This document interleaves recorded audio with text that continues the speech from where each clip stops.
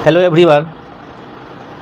आज हमें टॉपिक लेकर आया है ऑर्गेनिक केमिस्ट्री के लिए। ऑर्गेनिक केमिस्ट्री में हम यूपीए के नाम IUPAC नेम कैसे लिखा जाता है और कॉमन नेम सामान्य नाम कैसे लिखा जाता है, इसके कुछ नियम हैं, कुछ चरण है।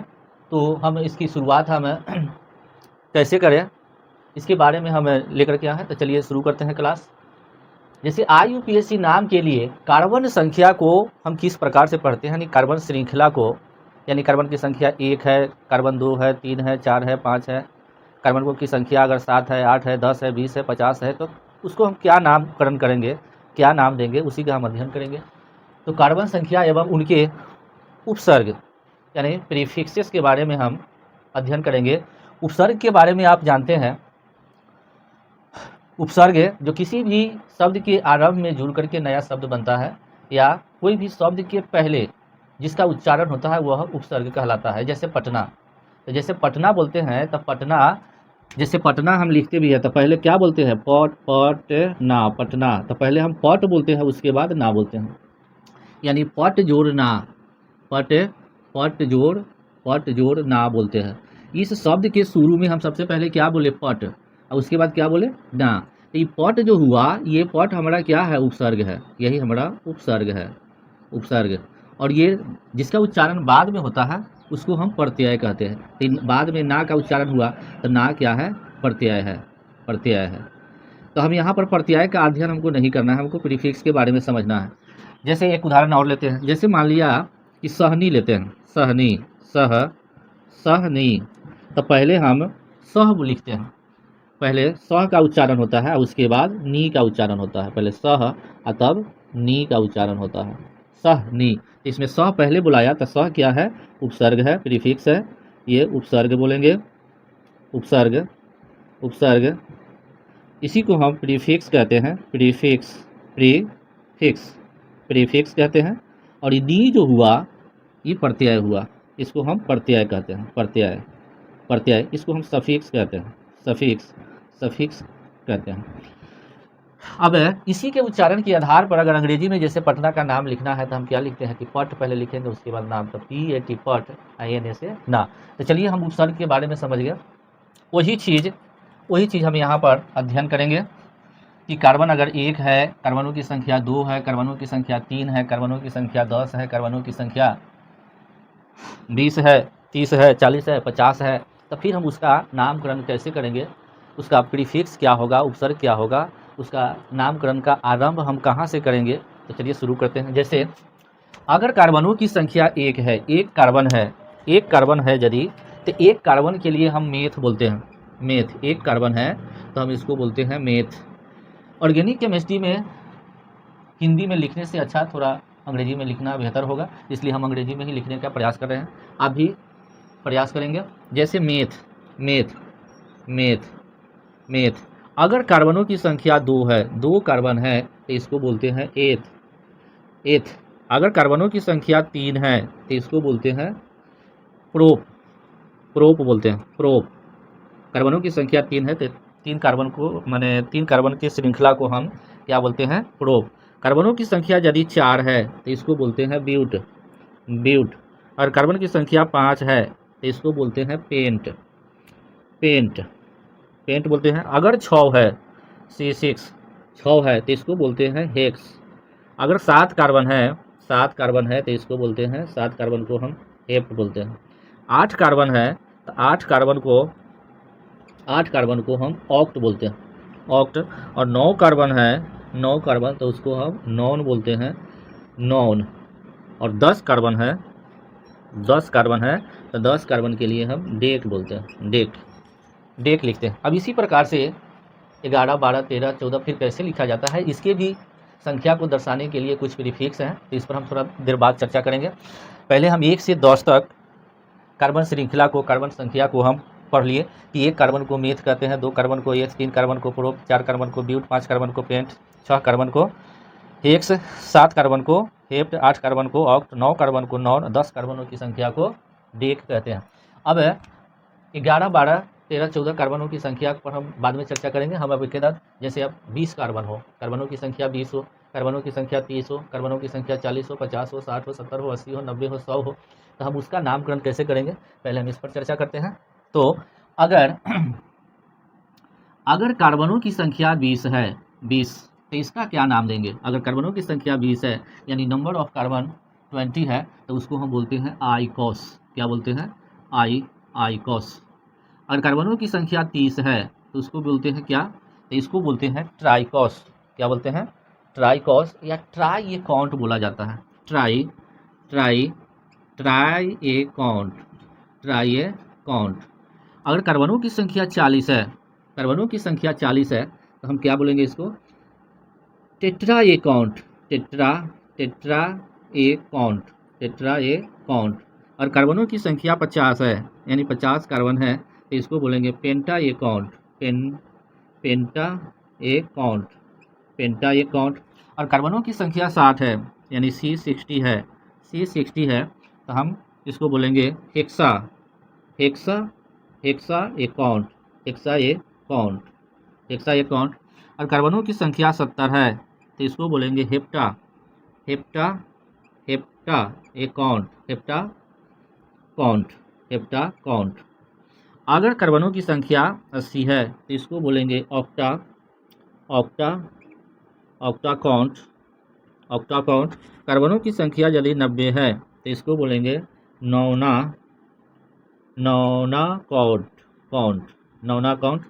अगर कार्बनों की संख्या 100 है, 100 है, तो इसको बोलते हैं 100 कार्बन की श्रृंखला को, चेन को हम हेट कहते हैं। क्या कहते हैं, हेट, हेट कहते हैं, हेट, हेट कहते हैं। अब हम, गर्मी का जवाब नहीं है भाई,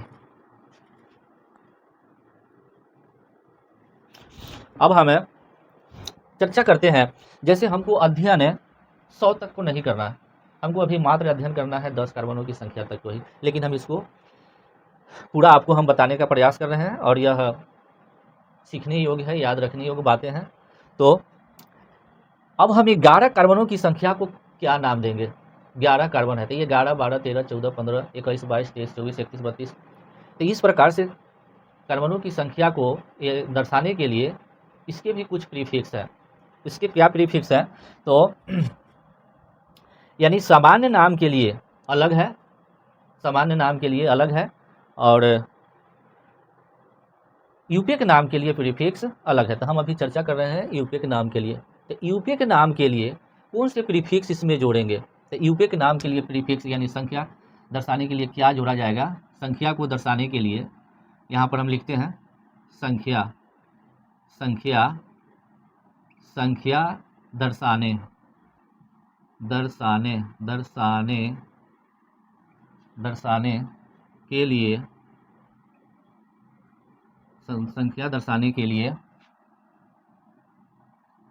संख्या दर्शाने के लिए प्रीफिक्स, संख्या दर्शाने के लिए प्रीफिक्स क्या होगा। तो संख्या दर्शाने के लिए जो प्रीफिक्स है, पूर्व लग्न है या उपसर्ग है, तो जैसे 1 के लिए हम ऐसे मोनो बोलते हैं, 2 के लिए डू या डाई, 3 के लिए ट्राई, 4 के लिए टेट्रा, 5 के लिए पेंटा, 6 के लिए हेक्सा, 7 के लिए हेप्टा, 8 के लिए ऑक्टा, 9 के लिए नौना, 10 के लिए डेका। यह प्रीफिक्स इसमें जोड़ करके तब बोला जाता है। अब जैसे इसको हम, इसका जो उपयोग होता है, जैसे मोनो, डाई, ट्राई, टेट्रा, पेंटा, हेक्सा, हेप्टा, ऑक्टा, नौना, डेका, इसका उपयोग हम केमिस्ट्री में भी करते हैं और साइंस में भी, मैथ में भी करते हैं। मैथ में कहाँ करते हैं, तो ज्यामितीय आकृति को, ज्यामितीय आकृतियों में, आकृति में उसकी भुजाओं को, संख्या को दर्शाने के लिए ऐसा किया जाता है। जैसे pentagon, hexagon, heptagon, octagon, nonagon, decagon. Pentagon का मतलब क्या हुआ कि पंचभुज जिसको हम कहते हैं, यानी 5 भुजाओं से घिरी हुई आकृति वाला को कहते हैं पेंटागन। हेक्सागन किसको कहते हैं, जो 6 भुजाओं से घिरा हुआ रहता है, तो उसको हम हेक्सागन कहते हैं। और हेप्टागन किसको कहते हैं, जो 7 भुजाओं से घिरी हुई आकृति रहती है, उसको हम हेप्टागन कहते हैं। ऑक्टागन किसको कहते हैं, तो 8 भुजाओं से घिरी हुई आकृति को हम ऑक्टागन कहते हैं। नौनागन, जो 9 भुजाओं से घिरी हुई आकृति होती है, उसको हम नौनागन कहते हैं। और 10 भुजाओं से घिरी हुई आकृति को डेकागन कहा जाता है। तो इसका हम यूज हम मैथमेटिक्स में भी करते हैं और केमिस्ट्री में भी करते हैं। जैसे अगर केमिस्ट्री में बात करें, तो जैसे मान लिया कि हम कार्बन डाइऑक्साइड लिखते हैं CO2, CO2 लिखते हैं, तो कार्बन डाइऑक्साइड यानी CO2 में डाई जो है डाई दो ऑक्सीजन को दर्शाता है। डाई जो है, डाई का मतलब दो ऑक्सीजन के संख्या को दर्शाता है। तो दो के लिए डाई या डू भी जोड़ा जाता है, डू बोलते हैं या डाई बोलते हैं, तो हम यहाँ पर डू ही यूज करेंगे। तो चलिए, संख्या दर्शाने के लिए प्रीफिक्स है, प्रीफिक्सेस है। हमें ऑन से शुरू करते हैं, जैसे मोनो हम बोले हैं लेकिन इसमें ऑन जोड़ा जाता है, ऑन, UN ऑन। उसके बाद DO डू या डाई। उसके बाद यानी ऑन का मतलब एक संख्या हुआ, डू या डाई का मतलब दो संख्या हो गया, और ट्राई का मतलब हो गया तीन, और टेट्रा का मतलब हो गया टेट्रा का मतलब हो गया चार, और पेंटा का मतलब हुआ पेंटा का मतलब हो गया पाँच, और हेक्सा का मतलब होता है हेक्सा का मतलब हो गया छः, हेप्टा का मतलब हो गया हेप्टा का मतलब सात, और ऑक्टा का मतलब ऑक्टा का मतलब आठ, और नौना का मतलब हो गया नौना का मतलब नौ, और डेका का मतलब 10, डेका का मतलब 10। अब चलिए बात करेंगे हम कि जैसे हमको 10 के लिए तो हम डेक बोलते हैं, 10 कार्बन की श्रृंखला के लिए 10 कार्बन की श्रृंखला को हम डेक बोलते हैं, है ना। यानी कार्बन के 10 कार्बनों की एक श्रृंखला है, उसको हम डेक बोलते हैं। अब ये 11 को बोलने के लिए क्या करेंगे, 11 कार्बन हो तो हम क्या बोलेंगे, यदि कार्बनों की संख्या 11 है तो उसमें हम क्या जोड़ेंगे, 10 के लिए क्या जोड़ बोलते हैं, डेक, 10 के लिए डेक बोलते हैं, 10 के लिए डेक बोलते हैं, और एक के लिए क्या बोलते हैं, अन। तो हम इस प्रीफिक्स का मतलब पहले हम बता चुके हैं कि जिसका उच्चारण सबसे पहले हो, जिसका उच्चारण आरंभ में किया जाता है, शुरुआत में किया जाता है, प्रारंभ में ही किया जाता है, यानी उसका हम किसी का नामकरण हम स्टार्ट प्रीफिक्स से ही करते हैं। तो जैसे 11 है तो 10 1 11, तो पहले हम एक का नाम पहले लिखेंगे, अन, यानी 10 1 11, तो पहले एक के लिखेंगे अन, तो यहाँ लिखेंगे अन, और 10 के लिए क्या लिखा जाता है, तो डेक, ऑन डेक, यानी क्या हो गया 11। 12 के लिए अगर लिखना हो तो हम क्या लिखेंगे, 12 के लिए क्या लिखेंगे, डू डेक। 13 के लिए क्या लिखेंगे, तो ट्राई डेक। सबसे पहले इसका उच्चारण करते जाएंगे, ट्राई डेक। और 14 कार्बनों की संख्या के लिए क्या लिखेंगे, तो टेट्रा डेक। 15 कार्बन के परमाणु संख्या को दर्शाने के लिए या कार्बन के चयन को दर्शाने के लिए, कार्बन श्रृंखला को दर्शाने के लिए क्या लिखेंगे, पेंटा डेक। 16 के लिए क्या लिखेंगे, 16 के लिए लिखेंगे हेक्सा डेक। 17 के लिए लिखेंगे हेप्टा डेक। 18 के लिए क्या लिखेंगे, तो 18 कार्बन की श्रृंखला को दर्शाने के लिए हम लिखते हैं ऑक्टा डेक। और 19 कार्बन श्रृंखला को दर्शाने के लिए नौना डेक बोलते हैं, नौना डेक। और 20 के लिए हम जानते हैं क्या बोलते हैं कि 20 के लिए हम आइकॉस बोलते हैं, यानी 20 के लिए 20 के लिए हम आइकॉस बोलते हैं, आइकॉस बोला जाता है। अब अगर हमको लिखना है 21 कार्बनों की श्रृंखला को दर्शाने के लिए क्या लिखेंगे, तो फिर हम इसी प्रीफिक्स का यूज करेंगे, यानी 20 का क्या होता है, आइकॉस। तो 21 कार्बन श्रृंखला को दर्शाने के लिए क्या लिखेंगे, un icos, do icos, tri icos, tetra icos, penta icos, hexa icos, hepta icos, octa icos, nona icos. और उसके बाद 30 के लिए हम जानते हैं कि ट्राई काउंट होता है, कार्बन के 30 श्रृंखला को हम ट्राई काउंट बोलते हैं। जैसे हम एक लिख देते हैं, जैसे मान लिया कि अब हमको 31 कार्बन की श्रृंखला को दर्शाना है, 31 कार्बन की श्रृंखला को दर्शाने के लिए इसका हम नामकरण कैसे करेंगे, गर्मी भी इसी में तबाह किए हुए है भाई। चलिए, तो 31 कार्बन के परमाणु श्रृंखला को दर्शाने के लिए इसका हम नाम कैसे लिखेंगे, जैसे चलिए इधर में लिखते हैं, नहीं हटेगा, चलिए इसको मिटा देते हैं। जैसे हमको 31 लिखना है, 31 लिखना है,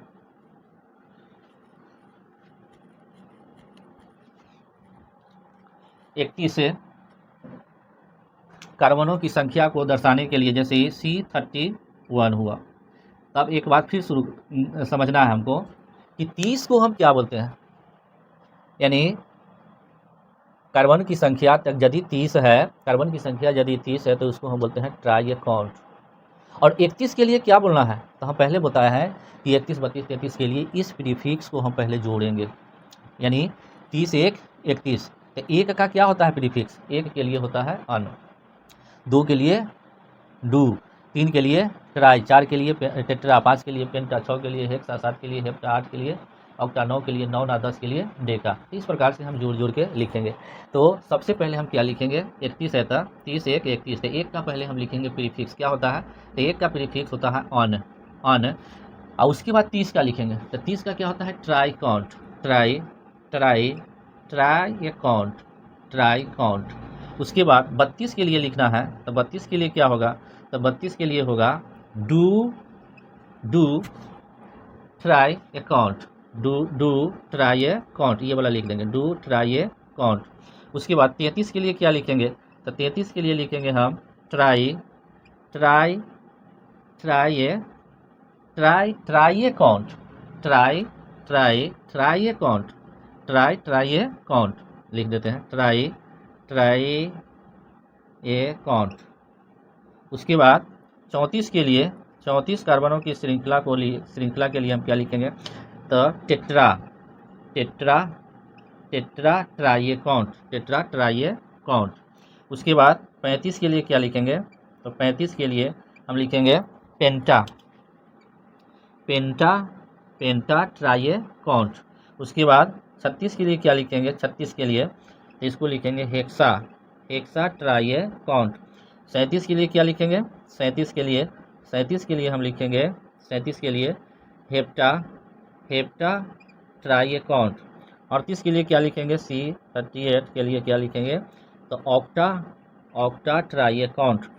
39 के लिए क्या लिखेंगे, तो 39 के लिए लिखेंगे नौना, नौना ट्राई काउंट। और 40 कार्बन की श्रृंखला को दर्शाने के लिए, कार्बनों की 40 कार्बनों की संख्या को बताने के लिए हम क्या लिखें, टेट्रा की count, tetraconta, tetra count. तो यहाँ पर हम C40 को हम क्या बोलेंगे, tetra count, tetra, tetra, tetraconta, tetra count बोला जाता है। इसी प्रकार से, इसी प्रकार से मुझे विश्वास है कि अब आप समझ गए होंगे। फिर भी हम प्रयास करते हैं, सबको मौखिक बोलते हैं, आप सुनने का प्रयास कीजिए, समझने का प्रयास कीजिए। जैसे मान लिया कि अब हमको 41 कार्बन की श्रृंखला को दिखाना है, बताना है, यानी C41, तो क्या लिखेंगे हम, अन, अन टेट्रा काउंट, अन, अन लिख देंगे और टेट्रा काउंट लिखेंगे, un, un tetraconta, tetra, tetraconta, tetraconta, un tetraconta. 42 के लिए तो डू टेट्रा काउंट, 43 के लिए ट्राई टेट्रा काउंट, 44 के लिए तो टेट्रा, टेट्रा काउंट, और 45 के लिए तो पेंटा टेट्रा काउंट, 46 के लिए तो हेक्सा टेट्रा काउंट, 47 कार्बन की श्रृंखला के लिए तो हेप्टा, हेप्टा टेट्रा काउंट, 48 के लिए, 48 के लिए हम क्या लिखेंगे, तो ऑक्टा टेट्रा काउंट। फिर 49 के लिए तो नौना, नौना टेट्रा काउंट, यानी 49 और 50 के लिए आप जानते हैं कि पेंटा काउंट होता है। फिर 51 के लिए बात करें तो हम इसमें फिर वही चीज़ बोलते जाएंगे, जोड़ते जाएंगे। 51 अगर बात करें कि 51 हमको कार्बन की श्रृंखला, 51 कार्बन श्रृंखला को अगर दर्शाना हो तो फिर क्या लिखेंगे, इसमें वही चीज़ अन, अन लिख देंगे। और 50 का क्या होता है, पेंटा काउंट, तो यहाँ लिखेंगे पेंटा, पेंटा काउंट, पेंटा काउंट, पेंटा काउंट। 52 लिखना है तो 52 के लिए लिखेंगे क्या, तो 52 के लिए हम लिख सकते हैं, 52 के लिए लिखेंगे क्या, तो do, do penta count, penta, do penta count, count, do penta count. 53 के लिए ट्राई पेंटा काउंट, ट्राई पेंटा काउंट, टेट्रा पेंटा काउंट।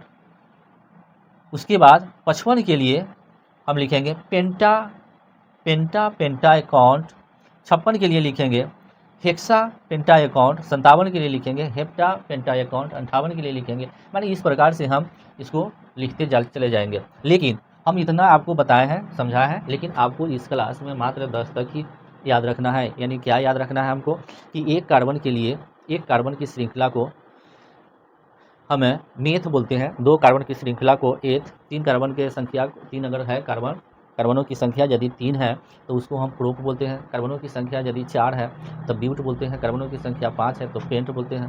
कार्बनों की संख्या 6 है तो हेक्स बोलते हैं। कार्बनों की संख्या 7 है तो हेप्ट बोलते हैं।